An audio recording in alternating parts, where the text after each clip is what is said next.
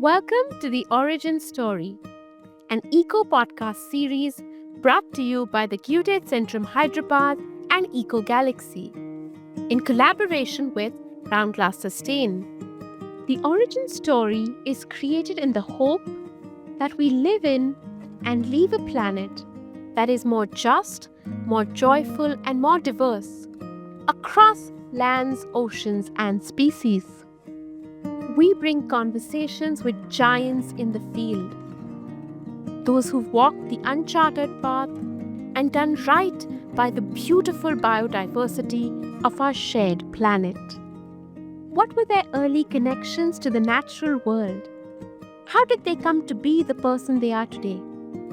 And what are some of the lessons for the rest of us towards building a better world?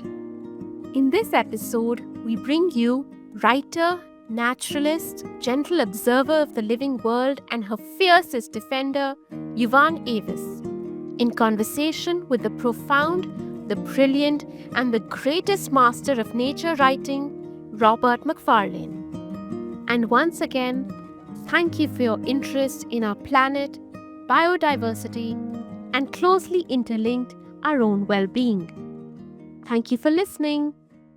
Vanakkam everyone. I am Yuvan and I am a writer, naturalist, and an activist.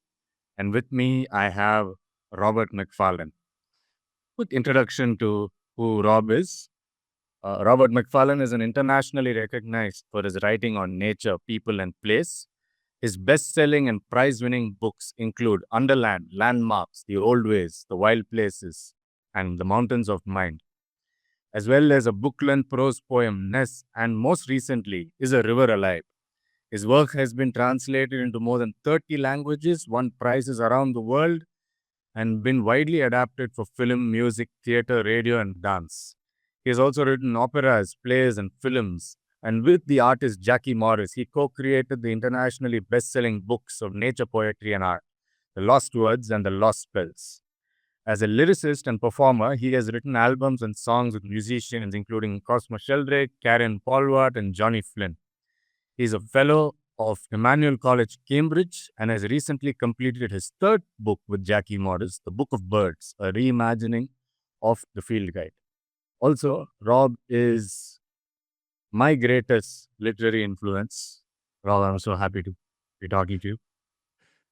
Yuvan, thank you. I think the thing I want to say first of all is that I'm your friend and you're my friend, and it's a joy to be in conversation with a dear friend, and also that you are central to Is a River Alive, as you know, and that our friendship dates back 7 years now, I think, by correspondence and then in person, and it's a joy to weave some thoughts with you today.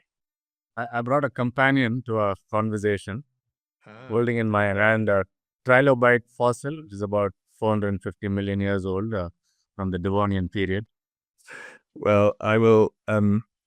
It's a bit like top trumps, isn't it? I will see your trilobite, but mine is a mere 20 million years old, and what I have here is extraordinarily the fossilized inner ear bone, the tympanic bulla of a whale that would have swum the seas of what we call the Miocene, around 20 million years ago. What does your trilobite mean to you? Why do you keep it close? There's a sense of deep time presence and broad sight. What would it mean to perceive like this? The far contains the near, and sometimes when one looks near, the far is not within its scope. That's a beautiful image. I don't know if you know it, but in one of the most famous 19th century novels in English, Thomas Hardy's A Pair of Blue Eyes, one of the characters falls off a cliff, but catches themselves, and they find, as they're sort of hanging by their fingertips, they find themselves face to face with the fossil of a trilobite staring back at them. And it's this moment where the realist novel, in its kind of high Victorian form, suddenly is ruptured by the arrival of a deep time seer, another whole way of being, an umwelt that is unknowable to us but extraordinary to encounter. And like you, I keep the whalebone, which was given to me by the environmental historian and writer Bathsheba Demuth, I'm so grateful for it. I keep it there as a deep time memory, and also a reminder of how limited our own ears and eyes and tongues and skins are, and how little we know of the world. What that ear bone heard in those Miocene oceans 20 million years ago, we can only dimly guess at, but it's a reminder of the partiality of our knowledge. It's some kind of echo to the hagstone, which you write about in Nest. One that sees and another which listens. There's That's a beautiful way of putting it. I know this is an audio podcast. I don't want to frustrate our listeners too much, but I do have a hagstone here in front of me. And a hagstone, for those who don't know it, is a flint, typically a flint that's had a hole bored in it by a worm called a piddock. They've taken on great folkloric properties, particularly in the east of England, although across Europe as well, as a kind of seeing stone. Yeah, a way of glimpsing into the future and of warding off evil. Well, I want to, understand your childhood, which we've spoken about it briefly.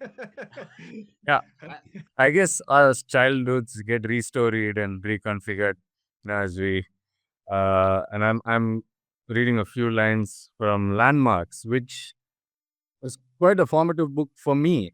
After reading it, I started searching for and started accumulating words from across India for water, trees, weather, and I guess in some sense it pushed a lot of people around the world to do that.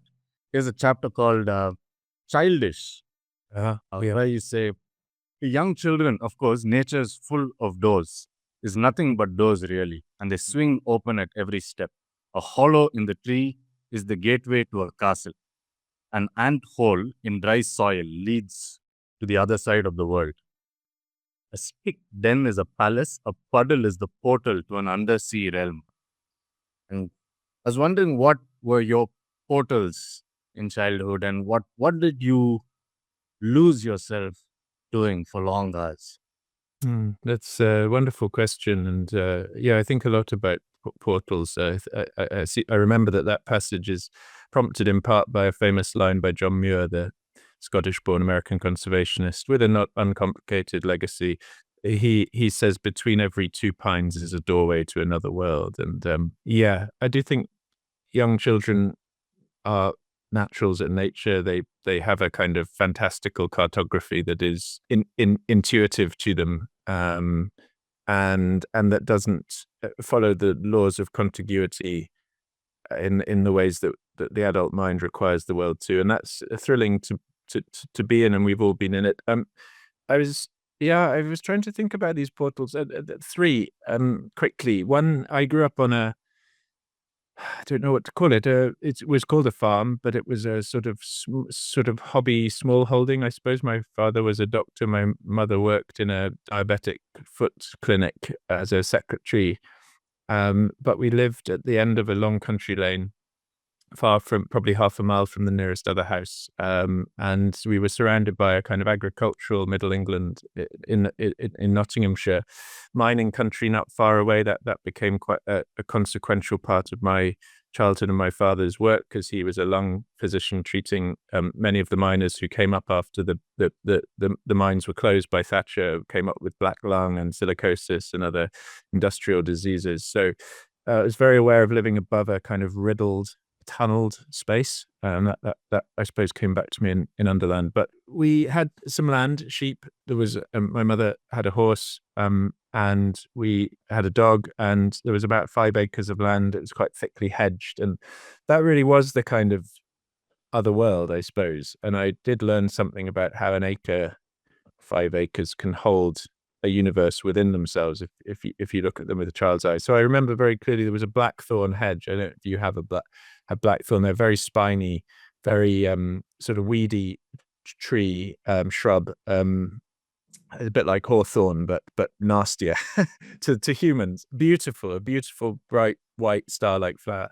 We worked quite hard on the land. I grew up learning how to lay hedges, which is where you use a billhook to sort of mostly sever the hedge, and then you bend it and weave it around stakes. It improves the life of the hedge, the longevity of the hedge, the diversity of the hedge. So, but the blackthorn, it was like trying to it was like trying to weave snakes, basically biting snakes because so many thorns. But my brother and I would wriggle into the little tunnel that was inside the hedges. The hedges had kind of grown into one over these ditches, and we would enter at one end, and that was the portal. And then we would kind of crawl through in the muck and the mire and the slime and the thorns, and putting birds to flight and generally being a pest to non-human nature. But there was something so exciting about entering that interstitial space in the world. And I think that did stay with me, this sense that when you look between things, there's almost always another world. And then to just briefly, the other part of my childhood was in Scotland. That's where my grandparents lived, in the Cairngorms in the northeast, big sort of peri-Arctic, effectively, range. But there was a river that ran along the edge of their land. It's called the River Arn. It's spelled Avon, which comes from the Gaelic Avon, meaning water or river. And the salmon. It was a salmon river. The salmon would migrate up there in the summer, late summer, and we would swim as children off a rock that we used to just call the oyster catcher rock, because the oyster catchers nested there. I still remember seeing the eggs, and we would go out with scuba masks on, just float in this great deep horseback brown peaty pool, and we would see the salmon below us in this deep pool, just like these torpedoes just finning in the current below us. And there was something so exciting about seeing that other being, this anadromous fish, that I didn't understand this mystical life cycle of, but there it was. And that flash of contact with a whole other Umwelt, a whole other way of being and seeing and feeling. Those salmon are now all but gone. Oh. I remember reading about Avon. I don't know how you pronounce it. There was, I forget the hydrologist's name.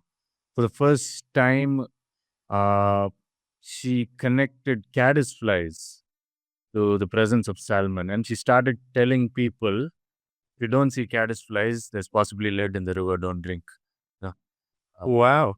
Well, that is very interesting, as you know, because we've discussed it. The caddis is now, the cased caddis and the uncased caddis are now these two crucial indicator species by which citizen science, the so-called riverfly initiative, is being mobilized and kind of taught and disseminated as a way of testing river health in our stricken country. So I've been doing my training and learning how to sample my cased caddis. So yeah, they're a great indicator species, as is the dipper, which collects caddises. So we know this so well, but we have this kind of warning system, really, of in a ecosystemic web. We have these sentinel species that tell us when things are going wrong or right. Yeah. I've been reading Playground by Richard Powers. I read it several months ago, and that's what got me into chess as well. And there's this bit about how a children's book totally changes somebody's life. And did you have like books? I mean, they could have been alphabet books, field guides, things. Yeah. Yes. So that serves portals. Yeah, that's interesting. Yeah, the book is a portal. Absolutely. I mean, you and I both know that so well. And I mean, I've now become a writer of, well, what Jackie Morris likes to call books for people, but are sometimes called children's books. And yeah, so I suppose field guides, I know something that you and I share a passion for and a kind of fascination with. And I think my sense is they get too little spoken about when we talk about the consequential text of a childhood. Often it's the novels that people think of. And there were novels like The Dark is Rising by Susan Cooper, which absolutely deepened my sense of landscape as an archive of memory, of that history and politics coursed through places as shadows, as echoes, as forces, even in the present, and began a process of kind of landscape reading literacy that I suppose I will never fully learn, but I'm still learning now. But field guides, they're somehow seen almost as too dry, but they conjured with my childhood imagination. And I was a kind of swot at school. I don't know if you have that word, like a nerdy study boy. And I can believe that. Yeah. Well, I wasn't very, I don't know, I'm sure I could have been wiser, but I would win prizes each year. I won the Religious Studies Prize in 1991, believe it or not. And every year you would get book tokens, and then you would go up on stage for the prize giving at the end of each year, and you would have you would be given the book tokens and a sticker detailing your prize. So I would spend that money every year. I would spend it on a field guide, and I built up. Oh, wow. The birds of Britain, the freshwater life of Britain, butterflies, moths, and other insects of Britain, and each of them I still have them, and each of them still has the sticker inside them. So, and they were beautiful. They were a set called the Reader's Digest. They were there to kind of democratize citizen knowledge. They were affordable. They were beautifully produced, almost entirely written by, illustrated by, and referenced by men.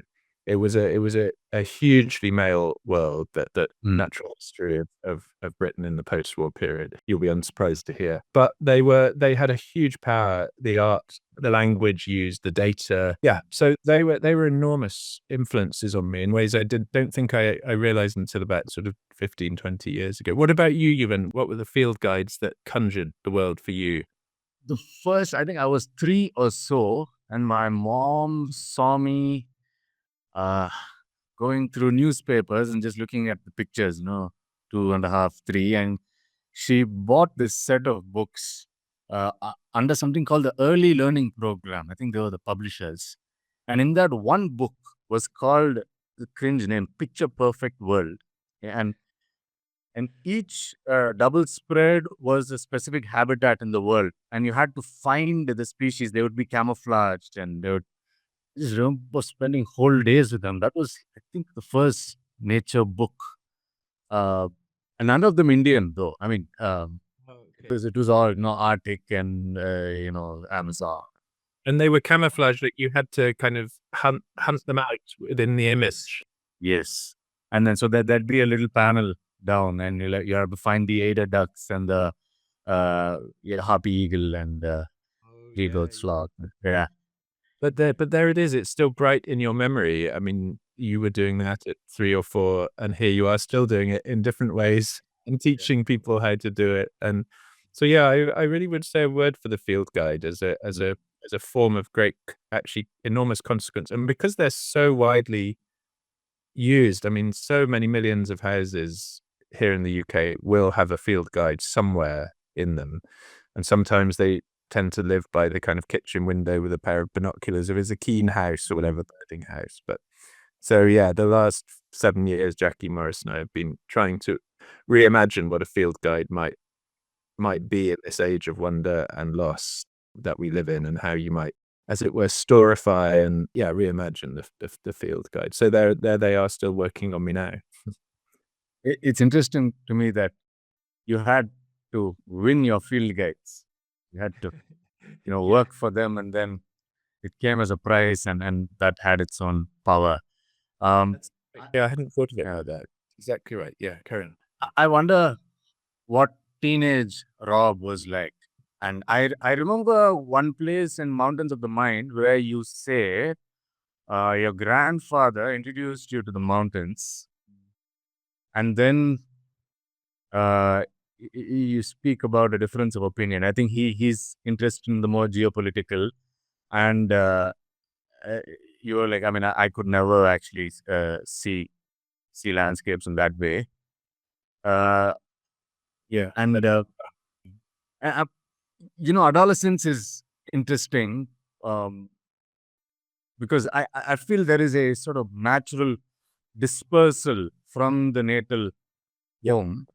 Yeah, and often, I mean, we speak a lot about childhood, but there are so many people, friends, students I know, who didn't have any nature experience through their childhood. And then at 18, 20, 16, they have this 1 5-day field trip which changes them. And so what were you like? Were you rebellious? Were you, No, not really. I mean, you'd be very disappointed to meet my teenage self, even. I was a thoroughly kind of unremarkable and largely unappealing human, I think. And I suppose one of the things that distinguished me and shaped me was mountains and mountaineering and climbing culture. And that can be traced back in lots of directions. But definitely to my grandfather on my maternal side, who was a remarkable mountaineer. He was very involved with the Everest expeditions of the 50s and 60s that were coming out of Britain. He was a diplomat who sought postings to mountainous countries and sort of wove a political life together with a mountaineering life, including summiting a big peak in the Turkish range, the Aladag, in the years just before the Second World War, and finding that a Nazi team of what were then called Nazi tigers, these alpinists who was sort of vaunting the fascist body, as it were, in celebration of the Reich. Hitler put a great deal of cultural and financial capital behind these 30s expeditions to big ranges. He found a Nazi pennant on the summit of this mountain in the Aladag, and he never wanted to miss a political opportunity. He pocketed the pennant, descended the mountain over a couple of days, and then took it to all the villages in the area, saying, "Look, we found this on your mountain. The Germans are coming for your land, for your landscape. They think it's theirs." And so, and anyway, he was a fascinating figure. He had these huge wooden skis that he was still on until his 90s. He had this massive ice axe and these crampons that were sort of so heavy, but to me, they were a kind of levitators, magicians set of charmed objects, because they lifted him to these astonishing places that I saw these photographs of. Yeah, and I became increasingly committed to and sort of training in rock climbing and then mixed climbing. I learned to lead, what's called leading, in rock climbing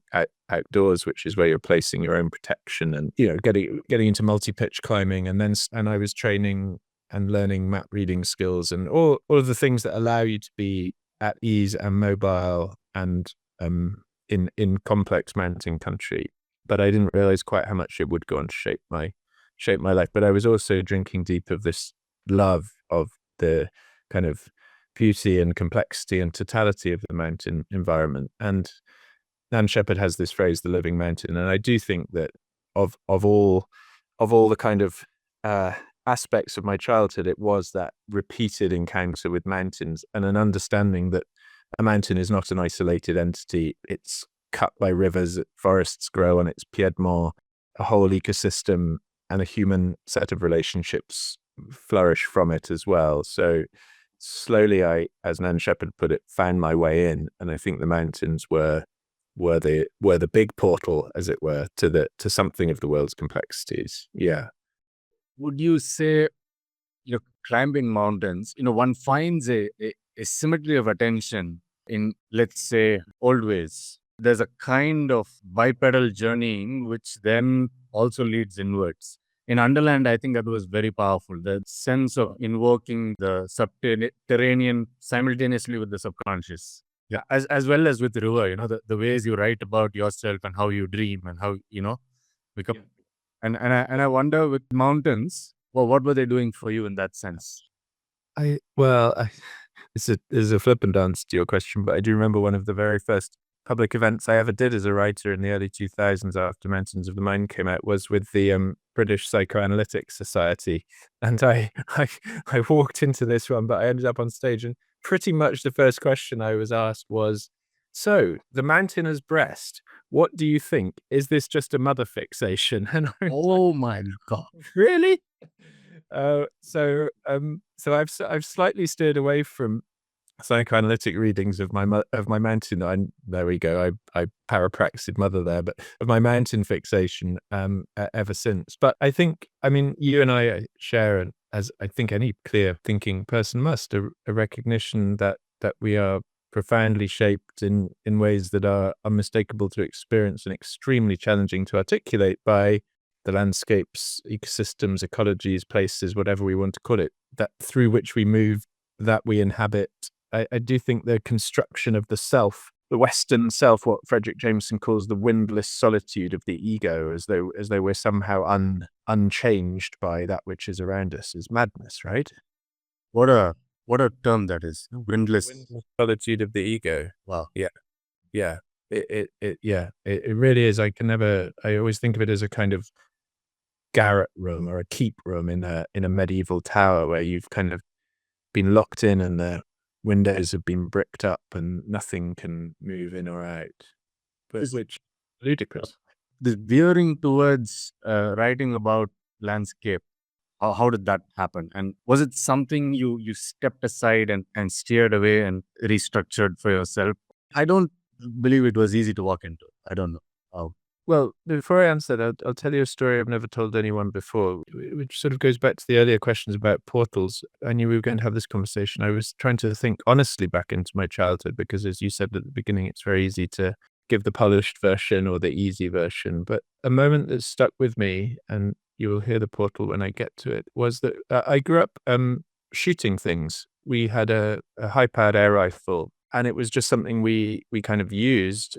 Pest control, I suppose you would call it, but also almost a sort of casual, unthinking shooting and injuring and killing of birds, wood pigeons, for example. And I remember one day being sent out to shoot magpies, because they do kill the young of songbirds. They're really, piratical, fairly brutal birds in one account or one vision of them. And I remember we had a telescopic sight, and I remember, and we were fully trusted, like, at 10 or 11, we just would take the gun out and into the field, and we knew to shoot into dead ground behind and not, all of that.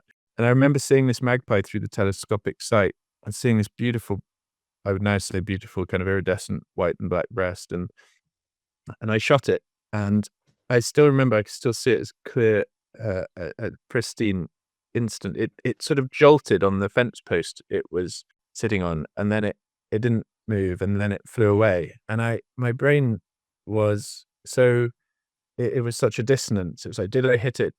Did I clip it? What happened? Why didn't I kill it? And then 2 days later, there was an old bathtub that the sheep used to drink out of, and I was walking past, and I saw the magpie, the body of the magpie, in the floating, sort of putrefying in the water, with a bullet hole in its feathered breast, and this sort of crisp cage of the ribs, as the body had sort of died within them. And I felt this terrible sort of shock and guilt at what I'd done to this thing, and it really stayed with me, and it took me a long time to become predominantly vegetarian, and to begin to think, as I have done, about other species and their lives and ways of being in the world. But I trace a lot of it in some way back to that. And the portal here is the entry wound Wow. into the body. So that wasn't an answer to the question, but it was a story I wanted to tell because it felt honest. Yeah. That's also uncannily the same story of Salim Ali, who was this great ornithologist in India, who's the reason so many birds are protected and surveyed, and there's a big movement of birding, and in the way it is.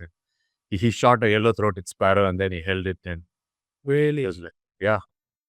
But it's also there in Aldo Leopold. The wolf. No, Wolf. the green eyes. Exactly. Watching the green glow, the green light fade out in her eyes. And yeah, exactly that. That's fascinating. Unlike, for example, John James Audubon, the great American bird artist, he said it was a bad day if he hadn't killed 100 birds by sunset.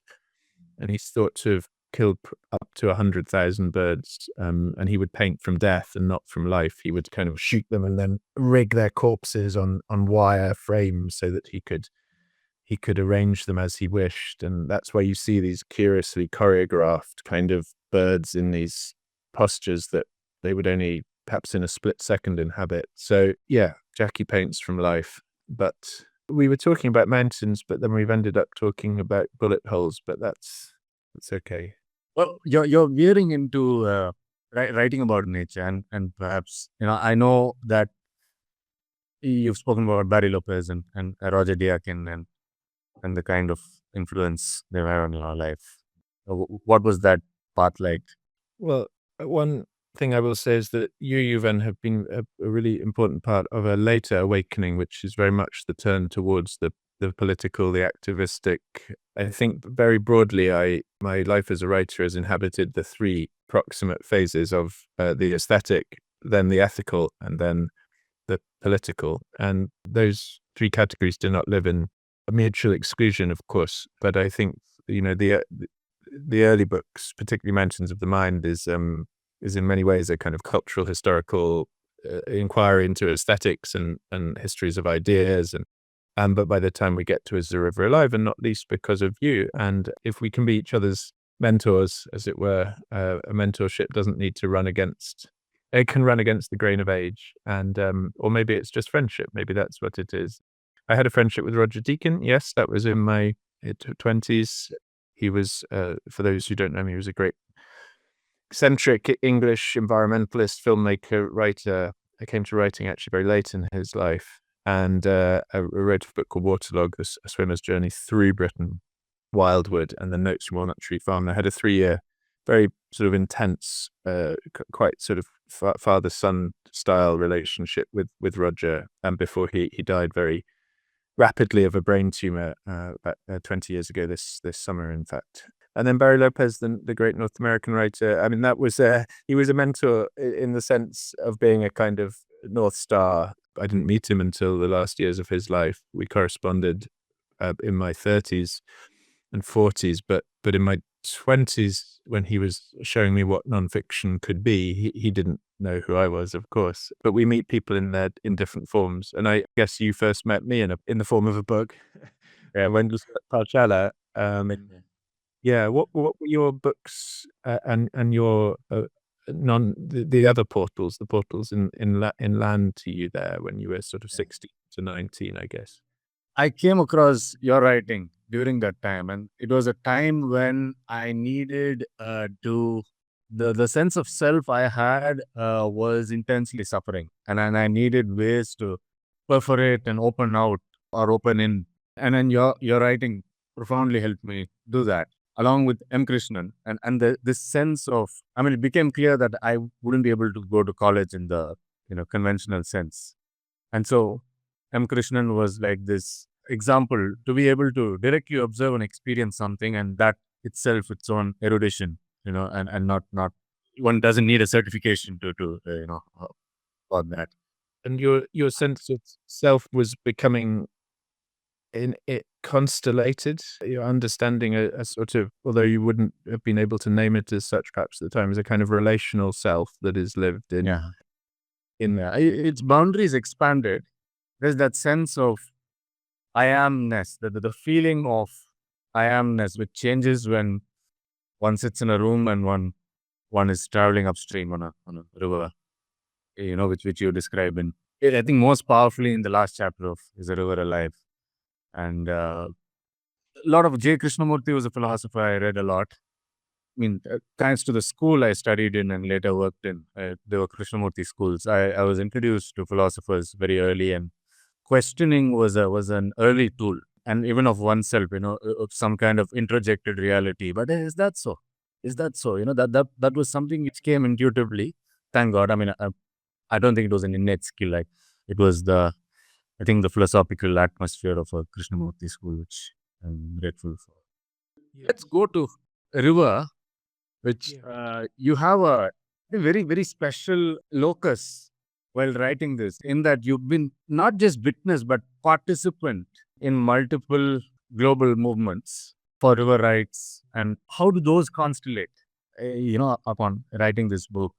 Yeah, well, I didn't realize even until after I published the book that it is a book of 4 continents. There is South America in the form of Ecuador and Los Cedros. There's North America in the form of Turtle Island, in the form of Nitassinan, also known as Quebec. Of course, there is South Asia in Chennai, and the chapter that circles around you and your rivers and the work that you and others have done there to reimagine a just future for them. And then if I can claim Britain as still being part of Europe rather than just an irrelevant lichen-encrusted rock in the North Atlantic, then we have Europe. Although promiscuous travel has its costs and dishonesties, I actually felt that the long journeys I did make for this book were necessary and at some sense kind of worth their costs, because it allowed me to constellate a set of visions, problems, actions, feelings, emotions, ontologies, ways of being, that were, some of which were very distinct and specific to their locales, and others of which sort of vibrated in a common matrix across all four continents. And I have watched the book become part of the flow of ideas that irrigated it, and seen it move now into decision-making spaces, places where new laws are being attempted or imagined, where new guardianship movements are crystallizing, nucleating around crises. And so I think there has been a lovely, to me at least, sort of set of reciprocities, flows and counterflows between the making of the book and the book's own journey into the world. And I hope that continues. So the one thing I did realize, and here I'll end the thought, is it took me traveling and speaking with river people and rivers and river ideas, including you, to realize that many of the things I saw happening in these other places were happening in my own country as well. I sort of felt that I needed to leave, that there was nothing relevant here, but actually it was all happening right on my doorstep as well. I mean, you were shortlisted for the Wainwright Prize with your own extraordinary and very sort of watery book, Intertidal. You were the first South Asian writer? If I mean, I don't know. Yeah. I don't really know what that word means, even an Asian writer, but to be shortlisted for that prize. And I know you feel, and I feel very strongly, that sort of cross-pollination and cross-currents are fundamentally irrigating, nourishing. Where water comes together with other water is a fertile ecotone. Tell me about your sense of the writing you're doing and what's happening in India at the moment around nature writing, dread phrase. I do think we need much more writing. I mean, there's some of these amazing books which have come out. Neha Sinha's Wild and Willful, now Wild Capital, Aarti Kumar Rao's Margin Lands, Sejal Mehta's Superpowers on the Shore, which is set in Mumbai and quite powerfully lent to sort of mobilization of people when that entire coast was threatened by a loop road. In a literary sense, nature writing is, I think after Krishnan, there were decades of absence. There was historical writing, technical, scientific. I don't understand that very well. The sense of the ethical, aesthetic, and the political to come together. My feeling is that one couldn't so easily write about nature isolatedly, and the love and hate, beauty and ugliness, these are not different, opposite things in India. If you look at Arundhati Roy's God of Small Things, there's some extraordinary bits of nature writing there. You began your answer by saying, fascinatingly, I don't think we need much more writing. And then you abandoned that thought. Did you mean? I said we need more. Oh, we need more. Yeah. So we don't need more writing, we need more action. But No. We need more nature writing. There's this nature education decree. People say, connection comes before care. One cannot call on to hearts and minds to defend and steward before they experience a kind of caregiving and connection. Do you believe that? I've seen that. I think that's extremely true. There have been a lot of texts which are highly advocative, gloom and doom. And I think that makes people decatect from when there has not been a connection. You will stand up for what you love, and before that love can form, it's premature to, call on people into activism. Yep. I think maybe the biggest movement you've caused is through your spells, through lost words. And I'm very grateful for that in a personal sense, because I was unemployed and I was trying to become a musician. And after reading this, I'm like, man, this is what I want to do. Like, this is the kind. Thank God for that. And can you talk about, what you've seen children make of this book? Because it is that book which forms that connection and love. And then what that will become is interactable. It's not determined. But what did you see? Yeah. Well, I remember, for those who don't know this book, The Lost Words, it's very big to begin with. It's a huge object. No, yeah, there it is. I remember showing it to, before it was even published, showing it to a friend, the theatre director, Simon McBurney, and he said, "This isn't a book, it's a landscape." And I thought that was an amazing, he sort of opened it, and we've seen, I have probably thousands of photographs and videos now sent by children and parents and schools and of people reading. It's fascinating to watch the ways they read it. There's no electronic version of it. There's no Kindle version. It's an object in the world, and people crawl over it. They take it outside. Dogs fall asleep on it. Babies are sort of placed in it. And then Jackie Morris, my artist and collaborator, Jackie was from a working class background. Her grandmother was a nail maker. She is dyslexic. So for Jackie comes from a very, very different, as it were, intellectual and literary background to me. And she brought her extraordinary sense of space and how aura and pattern and rhythm are made by image and not by word. And I feel so grateful to have had our two very distinct currents converging in this book. But yeah, I mean, a huge movement began around it, and it's still going on. I mean, every day we will hear from someone somewhere. Yesterday, from a community garden in a deprived part of London, where they've got funding to create a lost word garden trail. I mean, big stuff like proper metal cut plaques, a new shed, a big shed kind of community gathering space. So watching how a book can mycelially grow out into the world, be carried by a mixture of love and loss and fear and hope with it by individuals and communities worldwide, and turn into so many other forms of good, is totally thrilling and bewildering. And it's, the book is just the seed head, maybe. I don't know quite what to call it, but I don't think that anything more surprising will happen to me. Every time we say, oh, the only thing it hasn't become yet is an opera. And then the next week somebody will write, as they did last month, say, I'd like to make an opera out of, just like a community one-act opera that can be learned and performed by community, and we're just like, of course, take it, use it. And yeah. And it's in hospices, and it's been made into songs. And I remember telling this to my mom, and she got pretty angry. We were facing a sort of series of deaths in the family, so death was on our mind. And I'm like, hey, by chance, if I die fast, I want this song to be played, which was the blessings. The blessing song. Don't be an idiot. Yeah, don't die. No. Yeah, but that song's played at a lot of funerals. Yeah, it's become whole hospitals.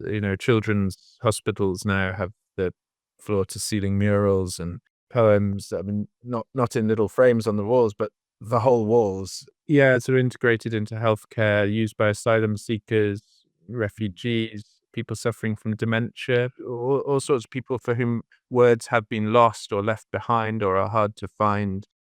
Yeah, it never ceases to surprise me. And the book you've just completed, the Book of Birds, can you tell us about that? And can you read us, I don't know, your favorite spell from it?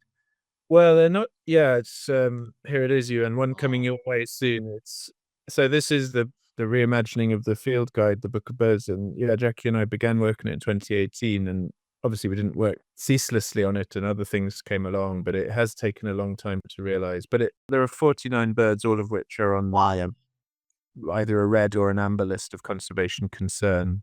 So they appear in 7 groups of 7, and between them are the 7, what I call the 7 wonders that make birds. So that's nest, egg, beak, song, feather, flight, and migration. And so the 7 wonders kind of build through the book as you read. It's an homage to the field guide, but also a reimagining of it, where you'll hear I had to teach myself to write a kind of rhythmic prose, because it's written in prose, unlike the spells, but I wanted it to be written to be read aloud. So, well, I know we're short of time. I'll just speak a spell from the Lost Spells, Otter, because I think I can remember it. And then I'll read Sparrowhawk, and then maybe that'll do us. But so Otter. Otter enters river without falter. What a supple slider out of halt and into water.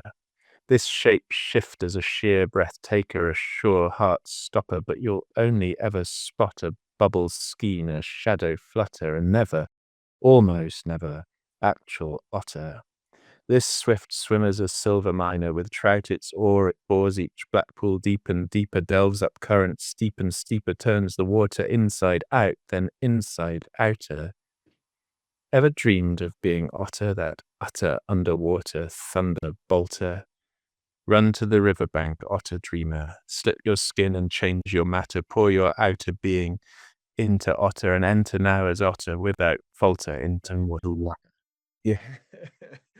So that's otter, and you can hear the tumble turn of the language. And then I'll just read you the opening, what I call the grace note paragraph of Sparrowhawk. So Sparrowhawk, Accipiter nisus. I should quickly say that our most common sparrowhawk, it's called the shikra. Oh yeah, the shikra. We saw it together. Yeah. Tell me about the shikra. What the shikra means. It's a sit and watch. It sorts. The males can be steel gray, females bigger, browner. They like eating garden lizards, skinks, and the occasional pigeon. And unlike falcons, you don't see them hunt on the flight. They sit and watch, and then they hit things on the ground. They quite different hunting to our sparrowhawk then, which is it's like a back garden hunter, and they go through the hedges. They have amazing abilities to almost dislocate their wings backwards and come through with their talons. They lead with their talons, and they can go. Slow motion footage of them shows how they kind of streamline this entire complex big body so that it can pass through a hole in a hedge and come out the other side and take a songbird in this kind of ambush. So, and they have I don't know if the shikras have this, but our sparrowhawks, like our goshawks, their eyes change color as they age. So they begin, then they go orange, then they go this blazing red if they get diabolic and old. Oh, this is red to yellow. Yeah, Go the other way. Yeah. Oh, wow. Okay. Pronounced in males. Yeah. Here's the beginning of Sparrowhawk. Killer with the barred chest, the brown cloak, the blue hood, assassin of the bluebell wood. Fabulous, murderous Sparrowhawk, you're the bolt loosed from the ratcheted bow, the bullet from the barrel. Whip cracks speed and utter focus, the strikes past, the hit done wickedly fast, before we even realize it's begun. When you're around, the bird world shudders, huddles, paranoid. Alarm calls spike the air, too late. Target located, locked on, destroyed. So anyway, it goes from I'll read you the last paragraph, then we really will stop because it's got the bit about the irises in. I once watched as you mantled over a back garden kill, then your implacable crocodile eyes flicked to mine, and the blast doors of a furnace opened. Suburban bird god, hawk-headed Horus, your irises are greenish yellow when you're young, then darken as you age from buttercup to burnt orange, and then at last to diabolic, late-day red, maximum threat, as if you were heading into your own sunset. Wow. Late day red. Late day red, yeah. That was action-packed. Thank you, Ralph. That was heartwarming to speak to you. What a joy to spend an hour with you. Thank you so much for your questions and your company. Yeah. Bye-bye. Thank you for listening to The Origin Story, brought to you by the Goethe-Zentrum Hyderabad and EkoGalaxy, in collaboration with Roundglass Sustain. Don't miss many more such incredible conversations coming up right here. Like, share, follow, and subscribe to the Goethe-Zentrum Hyderabad and EkoGalaxy. Thank you for your interest in our planet, biodiversity, and closely interlinked our own well-being. Thank you for listening.